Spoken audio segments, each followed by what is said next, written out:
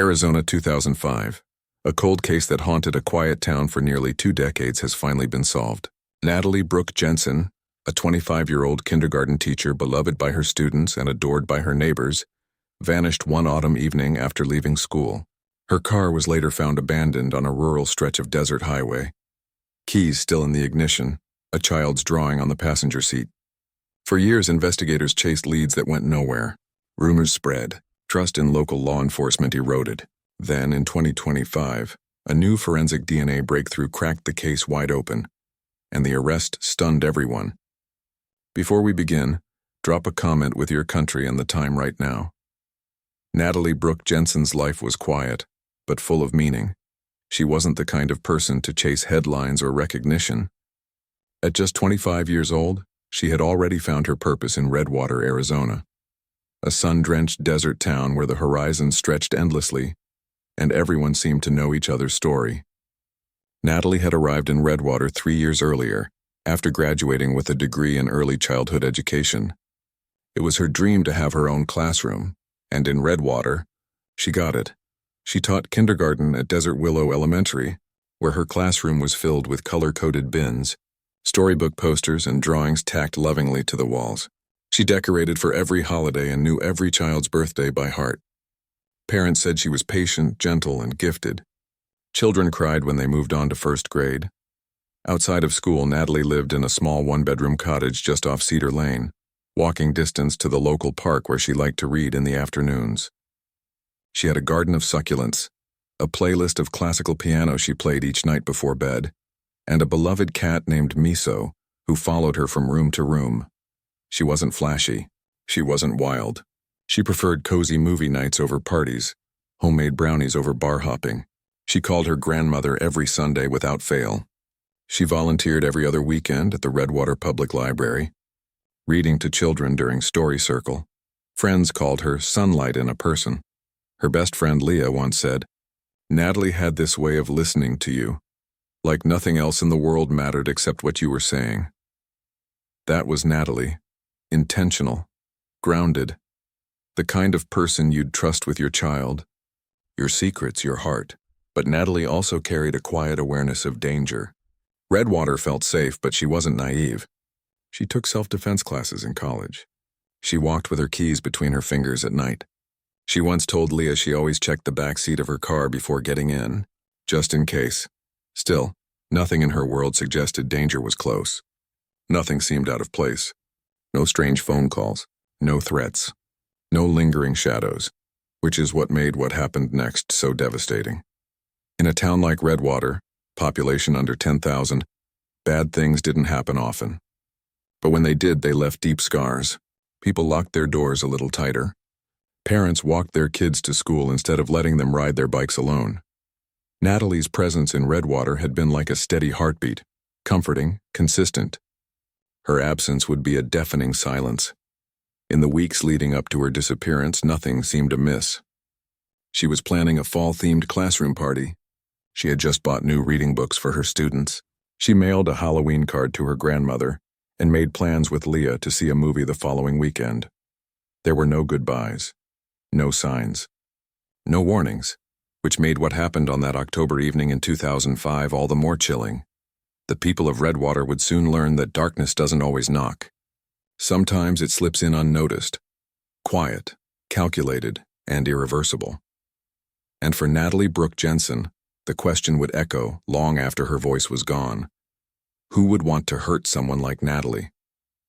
And more importantly, why? Friday, October 14th, 2005, started like any other day for Natalie Brooke Jensen. At Desert Willow Elementary, it was spelling test day. Natalie had brought in fresh markers and surprise treats for her students. The classroom was warm with laughter as she handed out star stickers and gently encouraged one particularly shy boy, named Ethan, to read aloud, a moment his parents would later remember, as his first confident sentence in front of a group.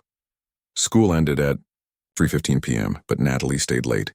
She often did. That day, she was helping a student who was falling behind in reading.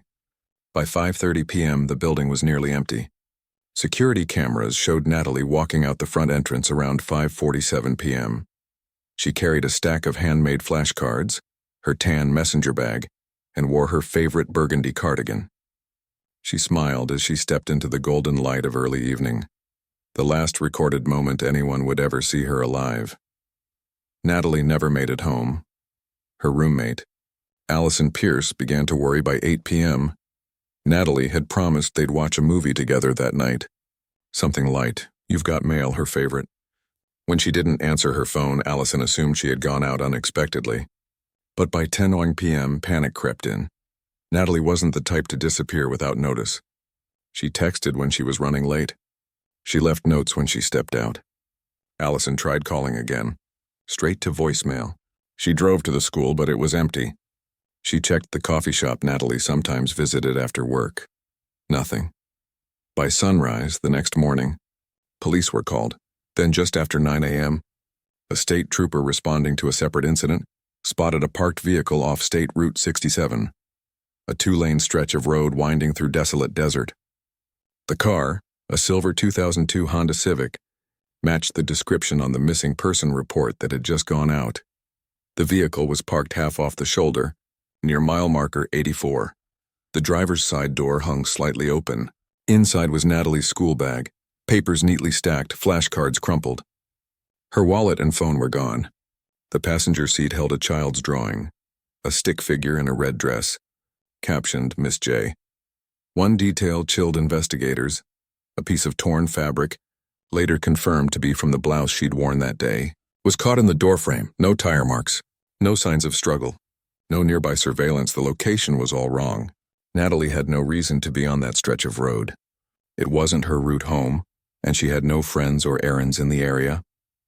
That highway ran through unpopulated desert terrain, a place locals avoided after dark. Why was she there? Did she get lost? Was she lured? Forced? The search intensified. Helicopters scanned the desert. K-9 units swept nearby brush. Volunteers formed search lines. But the Arizona sun was unrelenting, and after hours of combing the sands, they came up with nothing. Allison, her family, and friends posted flyers, made calls, pleaded on local news. But by nightfall, the fear was no longer unspoken. It was shouted in headlines. Natalie Jensen was missing, and every hour without answers made the silence louder. One question haunted investigators. Did Natalie take a wrong turn? Or was someone waiting for her that night? It was a Tuesday morning, October 18, 2005, when a group of hikers veered off a marked trail near the edge of Kaibab National Forest. They had driven in early to beat the midday heat and explore an old logging path rumored to lead to a scenic overlook. What they found instead would change everything.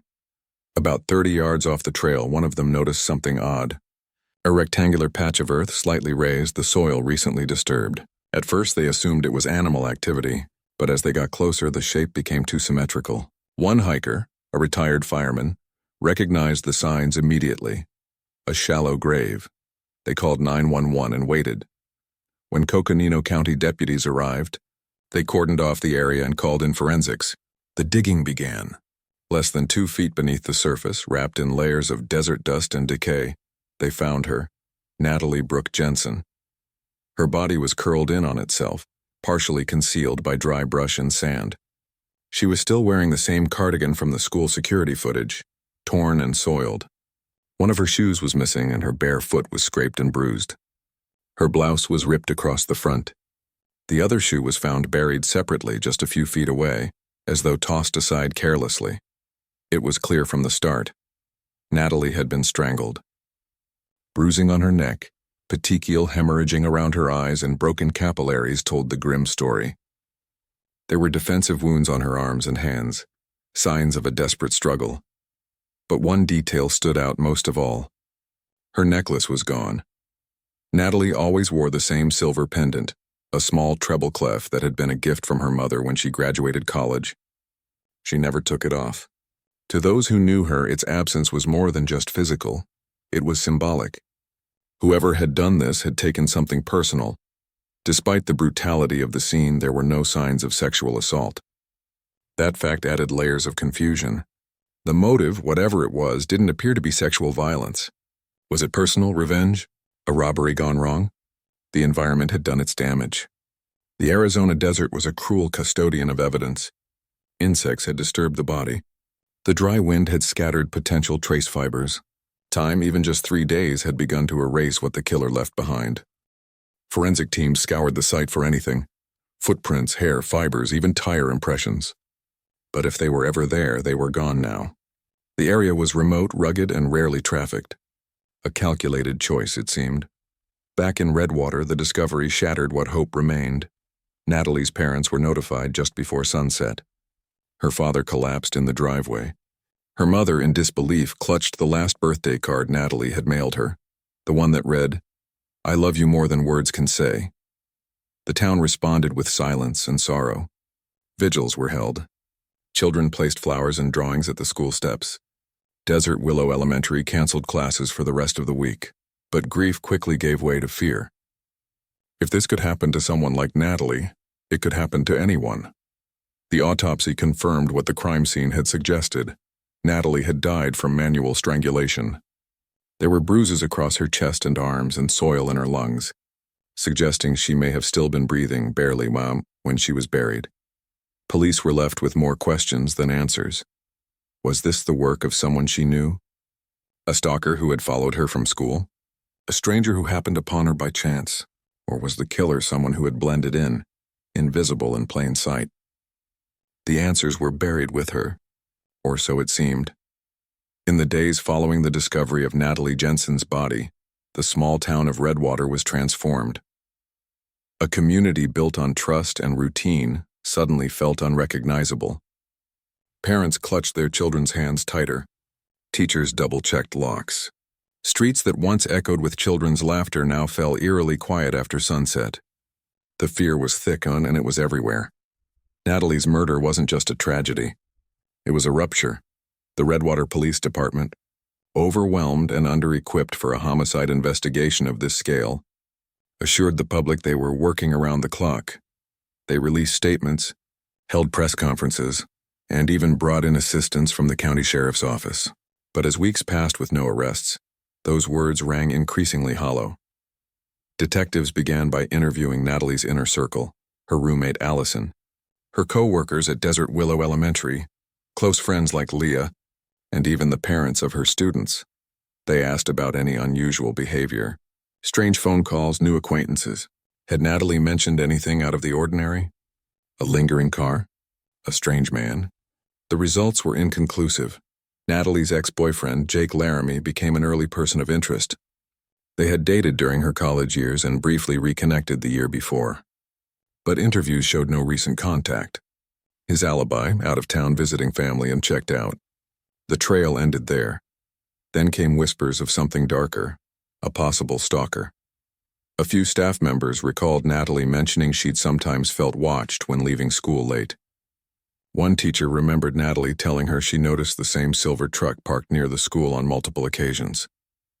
But with no license plate, no dash cam footage, and no formal reports filed, it remained just that. A whisper. Pressure mounted. Redwater citizens demanded answers. Local papers ran headlines like, "Still no arrest in teacher's murder," and "Justice delayed for Natalie Jensen." Amid growing tensions, disagreements surfaced within the department. Detective Alan Kearns, a 22-year veteran, believed the killer was someone Natalie knew. He pushed for deeper investigation into her personal life. Co-workers, former students' parents, anyone with a hidden motive. Detective Monica Reyes took the opposite view. To her, this had all the hallmarks of a random crime, a crime of opportunity, committed by someone passing through. This lack of consensus fractured the investigation. Then came mistakes. A piece of torn fabric found near the scene was mishandled, stored improperly, and contaminated. A key witness, a delivery driver who reported seeing a man near Natalie's car the night she vanished, was not interviewed until nearly a month later. By then, memories had faded. Details were lost. Rumors of incompetence, or worse, a cover-up, began to circulate. Some residents whispered that someone close to the case had ties to the police department. Others speculated that the killer might have fled town with help. Frustrated and desperate, Natalie's parents hired a private investigator, Richard Hallen, a former state trooper with a reputation for solving cold cases. Hallen worked methodically, re-interviewing those the police had overlooked, digging through Natalie's phone records and computer history. He even went door to door near the crime scene, but after 3 months, even he admitted he was stuck. The desert hides its secrets well, he told reporters, and someone wants this secret buried for good. By the start of 2006, the investigation was officially stalled. The tips had dried up, leads had gone cold, and a once hopeful community was now drowning in doubt. One question lingered heavier than the rest. Who was behind the silence? And why did the truth keep slipping away? By the summer of 2007, nearly 2 years after Natalie Jensen's murder, the words no family ever wants to hear were quietly uttered behind closed doors at the Redwater Police Department. The case was cold. The file that once sat front and center on the lead investigator's desk was now stored in a metal cabinet, labeled, numbered, and collecting dust. The urgency that once surrounded the investigation had faded. Detectives rotated to other assignments. New crimes took precedence. The weekly check-ins with Natalie's parents slowed to monthly, then barely at all. The headlines, once splashed across every local paper, dried up. The vigils grew smaller. The town moved on, at least on the surface. But inside the Jensen household, time had frozen. Natalie's room was kept exactly as she'd left it. Her mother, Marlene, couldn't bear to take down the sticky notes still taped to her bedroom mirror. Her father, Robert, drove the same route every week, from their home to the spot on State Route 67 where her car had been found, as if expecting some clue, some message to finally appear. On every birthday, they visited her grave at Redwater Memorial Cemetery and placed fresh sunflowers, her favorite. And every Christmas, a stocking with her name hung beside the others, untouched. Natalie's absence was a wound that never healed, only scabbed over, then broke open again with every season. Every milestone missed. Her students, many of whom were just 5 years old when she died, slowly grew up. Some returned to her grave in their graduation gowns, holding flowers and notes that read, "Thank you, Miss J." In 2008, a local foundation established the Natalie Jensen Future Educators Scholarship, awarded annually to one graduating senior pursuing a career in teaching. The award ceremony included a moment of silence each year, a solemn reminder of the life taken too soon. But even as the years stretched on, the mystery surrounding Natalie's murder never truly faded. Redwater was no longer the same town. Trust had eroded. The close-knit community had splintered into hushed suspicion. Sideways glances became common. Some whispered about the investigation's missteps. Others clung to outlandish theories. Natalie had uncovered a secret. She had been silenced. Someone in power had protected the killer. Theories multiplied. None were proven, but the vacuum left by silence was quickly filled with speculation. By 2010, Natalie's parents had written to state legislators demanding better funding for cold case units. They appeared on regional talk shows pleading for public attention. But over time, even the media grew weary. As the 10-year mark approached, hope felt more like an illusion than a reality. Every new forensic development in the news reignited a spark, but always ended in disappointment. Natalie's case remained untouched, her file buried under hundreds of others just like it. Still, the Jensens refused to give up. "We'll keep fighting until our last breath," Robert Jensen once said in an interview. She deserves that. And yet, in the quiet of their home, even they wrestled with a question that grew louder each passing year. What if justice would never come? For a generation of Redwater residents, Natalie's name became synonymous with unanswered grief.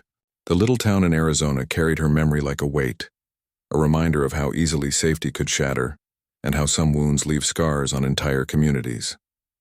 Then came the 15th anniversary. Still no answers, no arrest, no new leads, just a file, a grave, a question. Was justice ever coming for Natalie Jensen? By 2024, Natalie Jensen's case had been cold for nearly 2 decades. The weight of time had dulled the urgency, but not the pain. Her family, though quieter now, still held out hope that one day, a crack would form in the silence. That crack came not with a dramatic confession or sudden witness, but with science. It started when retired detective Alan Kearns, now in his 70s, decided to revisit the case files he had once lost sleep over. In his garage, lined with old cardboard boxes and yellowing notes, Natalie's case still haunted him. Though officially retired, Kearns had become part of a volunteer initiative that re-examined cold cases using modern forensic methods, particularly DNA. In early 2024, he petitioned the Redwater Police Department to send the blouse Natalie had worn the day she vanished to a national lab that specialized in degraded DNA recovery.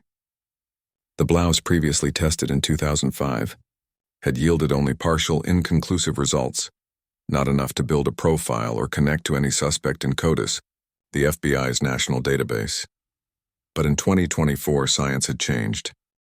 Using advanced recovery techniques, including mitochondrial DNA, analysis and next-gen sequencing, the lab was able to isolate a full profile from a microscopic trace of skin cell matter located along a torn seam on the blouse.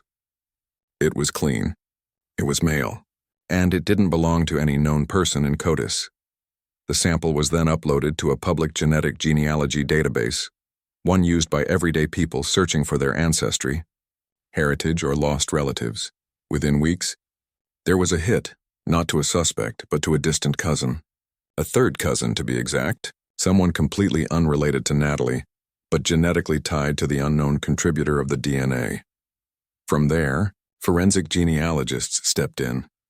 They constructed a family tree stretching back 4 generations, analyzing birth records, marriage licenses, obituaries, and social media traces. They built connections between siblings, cousins, and descendants, gradually narrowing a pool of hundreds down to a handful of viable male relatives who had been of age. And in the region in 2005, one name began to rise to the top: Marcus Dean Whitlow. At the time of Natalie's murder, Whitlow had been 27 years old. He had worked intermittently as a custodian and maintenance contractor for public schools across northern Arizona, including, briefly, at Desert Willow Elementary. But here's what chilled investigators. His name had never appeared in the original case file. He had left town just weeks after Natalie's death and never returned. Because his role at the school had been part-time and ended before her murder, he was never questioned, never even noticed. He had no criminal record, no arrest history, and had lived quietly for nearly 2 decades in rural Idaho, where he ran a small landscaping business under a new name. Investigators obtained a DNA sample from a discarded coffee cup he left outside a gas station. When the lab results returned, the match was undeniable. After 19 years, they had their suspect, but questions remained. Had he known Natalie personally? Had he stalked her? Was the crime premeditated or opportunistic? The match was solid, but a match wasn't a confession. As investigators prepared for the next step, the weight of the years came flooding back to Redwater. The name Marcus Dean Whitlow meant little to the town, for now. But would it finally lead to the real killer? Or was this just another shadow in a long, winding maze? The arrest came quietly. No press release, no camera crews, no early headlines. On the morning of February 2, 2025, Idaho State Police, along with detectives from Arizona and federal marshals, surrounded a modest home on the outskirts of Coeur d'Alene. The house, a single-story structure with peeling paint and a rusted mailbox, belonged to Marcus Dean Whitlow. He'd lived there under his legal name for over a decade, low-profile, unassuming, and forgotten. Inside, the man investigators believed had murdered Natalie Brooke Jensen was getting ready for work, a routine landscaping job in a nearby neighborhood. He barely reacted when they knocked. According to the arresting officers, he seemed resigned. He asked only one question: "Is this about Arizona?" He was 47 years old. His hair had thinned, his face lined with sun damage and time. But in the back of the squad car, with his wrists cuffed and gaze lowered, Marcus Whitlow didn't look like a man with regrets. He looked like a man whose past had finally caught up. Back in Arizona, news of the arrest was shared first with Natalie's family. The phone call came just before noon. "They got him," the detective said simply. Robert Jensen wept. Whitlow was extradited to Arizona within days. During the initial interview, confronted with the DNA evidence, his responses were cagey. He didn't deny being at the scene. Instead, his story evolved by the hour. First, he claimed he had once fixed a classroom air conditioning unit at Desert Willow Elementary, and that any DNA transfer must have happened then, years earlier. But when shown the blouse fragment where the DNA had been found, torn, buried with Natalie and unconnected to school equipment, his story changed. Next, He admitted to encountering Natalie the night she disappeared. "I saw her on the road," he said. "She looked like she needed help." But the details of his narrative didn't match any known facts, and forensic evidence contradicted nearly every word. Then abruptly, he refused to speak further. His lawyer demanded all communication cease. Investigators dug deeper into Whitlow's history, and what they found was disturbing. In 2003, he had been reported for inappropriate comments made to a student teacher at another district. The complaint was quietly resolved. A transfer recommended, no formal write-up filed. In 2004, a janitorial coworker in Flagstaff accused him of following her to her car. Again, nothing stuck. In each case, bureaucracy won. The complaints were buried, dismissed as non-criminal, and Whitlow moved on, drifting from one short-term custodial job to another. In Redwater, no one remembered him clearly. A few faculty members vaguely recalled a man with thinning hair and a quiet demeanor who worked after hours. But because he was contracted through a third-party vendor, not the school directly, his name never surfaced in the original investigation. It was a blind spot, one of many. Now, nearly 20 years later, the town that once feared Natalie's killer might still be among them, was forced to reckon with a new truth. He had been there all along. The community's reaction was swift and visceral. Shock gave way to outrage. Parents demanded to know how someone with a known pattern of disturbing behavior was allowed near schools. Residents questioned how many red flags were ignored, how many chances missed. And beneath all of it was a chilling realization. If Marcus Dean Whitlow could vanish into obscurity so easily, what else or who else had slipped through the cracks? The trial of Marcus Dean Whitlow began on July 7, 2025, nearly 20 years to the day since Natalie Brooke Jensen was laid to rest.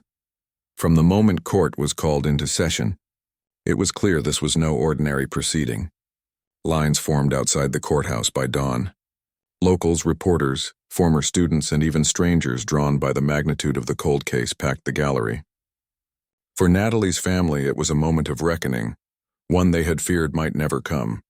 Natalie's parents, Marlene and Robert, sat in the front row each day, joined by Natalie's former friends and several of her former students, now adults. Some held photographs of her. Others wore small silver music note pins, a nod to the necklace she always wore. The prosecution came prepared. They opened with the DNA evidence, indisputable and newly recovered, linking Marcus Dean Whitlow to the blouse Natalie wore the night she disappeared. Experts explained how modern forensic genealogy led them to Whitlow through a distant cousin's public DNA upload. Then came the behavioral pattern, the buried complaints from other schools, testimonies from former coworkers who recalled his fixation with female staff, and even a chilling journal entry recovered from an old hard drive, referencing unwanted thoughts about a teacher he used to see at night. The timeline was tight. Records showed Whitlow had been in Redwater in 2005, working part-time as a janitor through a third-party vendor. Cell phone data, though limited due to the era, showed tower pings placing him near Date Route 67, the night Natalie vanished. Several witnesses recalled his sudden departure from Arizona shortly after Natalie's murder, a fact that hadn't raised alarms at the time, but now appeared deeply suspicious. The defense, in contrast, scrambled to create doubt. They challenged the chain of custody for the blouse, questioning whether contamination might have occurred in the early days of evidence handling. They argued that Whitlow's presence in Redwater was circumstantial and that DNA alone did not prove murder. But as each piece of the puzzle came together, the jury watched Whitlow closely. His demeanor was emotionless. He rarely spoke except brief whispers to his attorney. He never looked at Natalie's family. The prosecution ended with a gut-wrenching statement. Natalie Jensen lived a life of service, kindness, and safety. She trusted her world, and someone took advantage of that trust. This isn't just about science. It's about choices. And Marcus Whitlow made his. After 4 weeks of testimony, cross-examinations, and forensic presentations, the jury deliberated for just over 6 hours. On September the 2nd, 2025, the verdict was read aloud in a courtroom thick with tension. Guilty of first-degree murder. A collective exhale followed. Tears flowed. Marlene Jensen collapsed into her husband's arms, whispering, "She can rest now." The sentencing was swift. Life in prison without the possibility of parole.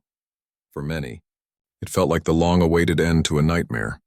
But as the courtroom emptied and the reporters packed up, deeper questions lingered. How had a man like Whitlow avoided scrutiny for so long? Why hadn't his behavior raised louder alarms in 2005?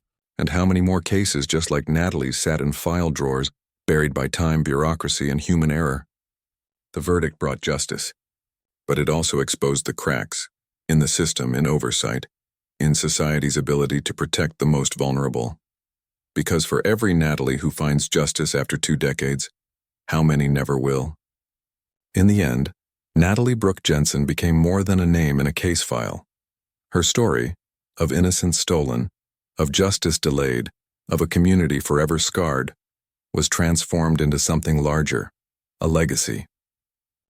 At Desert Willow Elementary, the school where she once taught wide-eyed 5-year-olds their first letters and numbers, her memory lives on.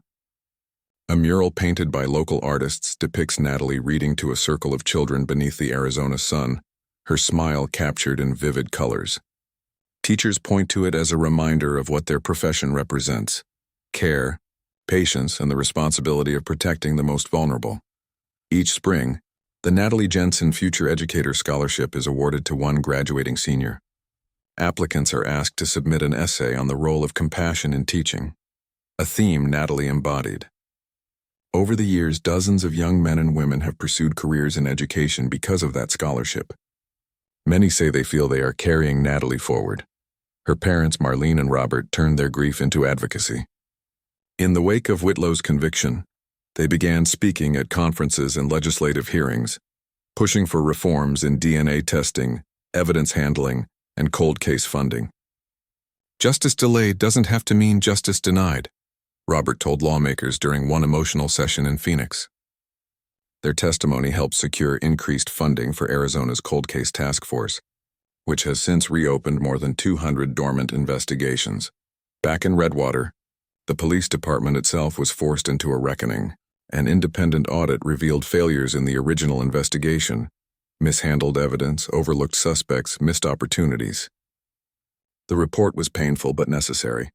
It led to mandatory training programs, stricter evidence protocols, and the creation of a dedicated cold case liaison officer, a position named in Natalie's honor. For the community, Natalie's face became a symbol, appearing on posters, awareness campaigns, and even billboards advocating for unsolved cases. Her story was featured in statewide media, and eventually national outlets, underlining the power of forensic genealogy in solving crimes once thought impossible. Yet the legacy was not only institutional, it was deeply personal. Her students, now adults, often speak of her influence. Some became teachers themselves, citing her patience and kindness as their inspiration. Others simply remember her as the first adult who made them believe they were capable. At her gravesite, letters and drawings continue to appear, reminders that her impact didn't end with her life. But with that legacy came an uncomfortable question. What does justice mean when it comes nearly 20 years too late? For Natalie's family, the answer is complicated. The guilty verdict brought closure, yes, but not peace. The years lost, the milestones missed, the countless nights of unanswered questions, those can never be restored. Marlene Jensen once said in an interview, "It's not justice. It's accountability." Justice would have been Natalie living her life. Still, there is power in accountability. Whitlow will never harm another person again, and Natalie's story has already changed how Arizona, and other states, approach the fragile, haunting world of cold cases. In the end, Natalie is remembered not just as a victim, but as a teacher, a daughter, a friend. She is remembered in storybooks read aloud to classrooms, in scholarships awarded to hopeful students, and in every reform sparked by her case. Her legacy reminds us that even when justice comes late, it can still echo loudly. But it leaves us asking, what does justice really mean when it arrives nearly 20 years too late? Natalie Jensen was more than a case file, more than the headlines that followed her tragic story. She was a daughter who called her grandmother every Sunday, a teacher who stayed late to help children read, a friend who made everyone feel valued, and a young woman with a future full of promise. In 2005, when her life was stolen, the loss sent shockwaves through Redwater, Arizona. The town that once felt safe and tightly woven suddenly carried the heavy truth that violence could strike even at the heart of its brightest light. For nearly 20 years, Natalie's family bore the unbearable weight of silence. Holidays passed with her chair empty. Birthdays marked only by visits to a grave instead of laughter around a table. Her students grew older, carrying memories of the teacher who first believed in them. And while the world moved forward, the Jensens were left behind in a cycle of unanswered questions. Then, nearly 2 decades later, DNA science did what human error and bureaucracy had failed to do. The breakthrough not only led to the arrest of Marcus Dean Whitlow, but also revealed the staggering reality of how many red flags had been overlooked. His conviction in 2025 finally delivered accountability, but also exposed the cracks in a system meant to protect. Natalie's story has since become a rallying cry. Her name has been etched into reforms for cold case funding, DNA evidence handling, and school safety. Her parents transformed grief into advocacy, ensuring that other families would not endure the same decades-long silence. Her students, now adults, continue to honor her memory, living proof that a teacher's impact endures long after the classroom lights go dark. But Natalie's case leaves us with one pressing truth. Justice, even when delayed, still matters. It may not heal every wound or return every lost year, but it ensures that silence does not win. Natalie's voice may no longer be heard, but her legacy speaks louder than ever. In classrooms, in legislation, in every cold case reopened because of hers. If you believe justice delayed is still justice worth fighting for, share Natalie's story. Her life mattered. Her name mattered. And what we do next time together when speaks for her.